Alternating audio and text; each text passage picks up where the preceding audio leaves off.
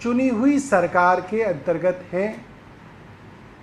ये विभाग केंद्र सरकार या एलजी साहब के अधीन नहीं है और बहुत ही अनएम्बिगुअस, बहुत ही क्लियर डिसीजन आया और 11 तारीख को ही मुख्यमंत्री जी ने कहा कि हमें दिल्ली सरकार के अंदर बड़े फेरबदल करने हैं। जो अफसर लोगों के काम को रोकते थे,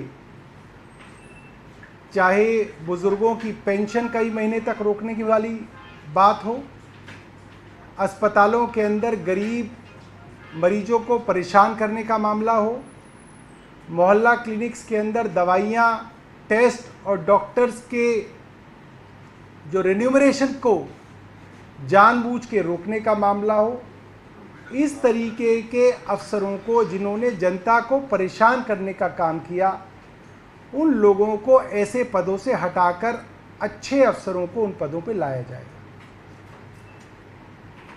11 तारीख को मुख्यमंत्री जी ने ये कहा। 11 तारीख को चुनी हुई सरकार की तरफ से ये आदेश दिया गया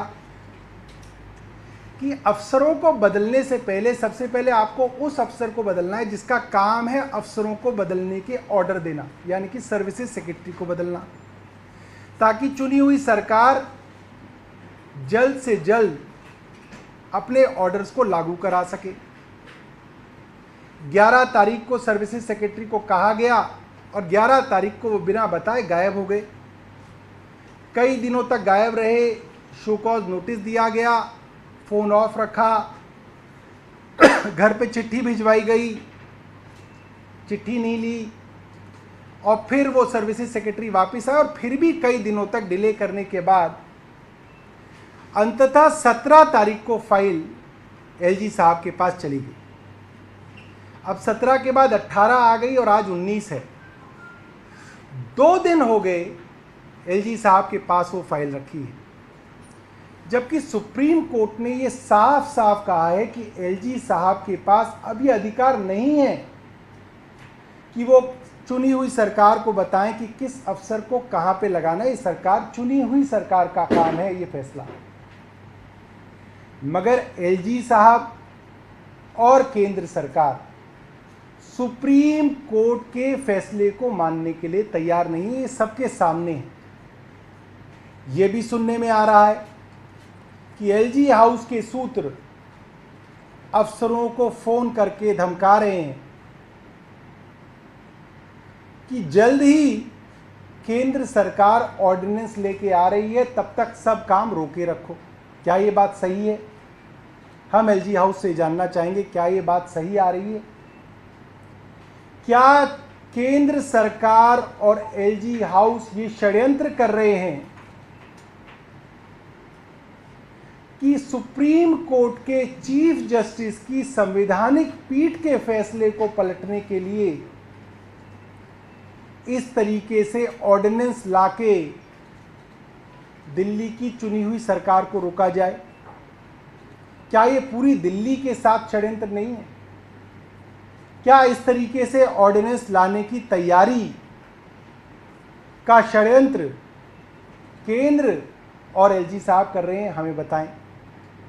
अब 2 दिन हो गए जिसमें सीधा सीधा मुझे लगता है कि सुप्रीम कोर्ट के फैसले को ना मानने वाला भाव केंद्र और एलजी का सामने आ रहा है। तो मैंने रिक्वेस्ट की है अपने मंत्रिमंडल के और सदस्यों को कि मैं और हमारे बाकी मंत्री साथी एलजी साहब से मिलने जाएंगे, उनसे निवेदन करेंगे कि आप जल्द से जल्द जो है इसको आप भेजिए वापस, ताकि दिल्ली के काम और हो सकें। जिस लिए लोगों ने चुनी हुई सरकार को चुना है, जिस लिए संवैधानिक पीठ ने फैसला दिया है, वो काम आगे बढ़ सके। इसलिए एलजी साहब से हम सब लोग मिलने जाएंगे और हम उनसे निवेदन करेंगे कि वो जो है इसको जल्द से जल्द जो है इस फैसले को लागू करते हैं। बहुत बहुत धन्यवाद। आशीष मोरे ने एक लेटर लिखा है सेक्टर को और एलजी को भी कॉपी दी है, alleging that Saurabh Bharadwaj minister of health ने 16th of May गिनी सिंह भी थी वहाँ पर, करीब 7 घंटे तक बैठा के रखा और इंटिमिडेटिंग टोन में बात करी। फिजिकल असॉल्ट तो नहीं हुआ बट हर तरह से हैरेस किया गया, उसके कुछ देखिए, अगर वो फिजिकल असॉल्ट भी कह देते तो भी मैं क्या कर सकता था? वो ये भी कह सकते थे कि गन दिखाई, कहने को तो कुछ भी कहा जा सकता है। जो कंडक्ट एक अधिकारी का ऑन रिकॉर्ड है कि आपको मंत्री ने ऑर्डर दिया, आप 11 तारीख को बोल के गए मैं 3 बजे इस ऑर्डर का पालन करूंगा, आप गायब हो गए, तो ऑन रिकॉर्ड है। आपका फोन स्विच ऑफ हो गया, ऑन रिकॉर्ड है। आपको ईमेल भेजी गई, आपने जवाब नहीं दिया, ये ऑन रिकॉर्ड है। आपके यहाँ पत्र बाकायदा भिजवाया गया और आपकी पत्नी ने बाहर आके बोला कि आप अंदर नहीं है, जबकि आप अंदर थे। इनकी टेलीफोन की जो वो लोकेशन है उससे वो सामने आ जाएगा। इनकी गाड़ी वहाँ पे सीसीटीवी कैमरा के अंदर, उस कॉलोनी के सीसीटीवी कैमरास की अगर हम वो बरामद कर लें तो वहाँ सीसीटीवी कैमरा में आ जाएगा कि ये अपने घर में थे। वो आईएएस ऑफिसर्स की दानिक्स की कॉलोनी है, ये अपने घर में थे और इन्होंने वो पत्र जो है लेने से मना कर दिया कि वो घर में नहीं है।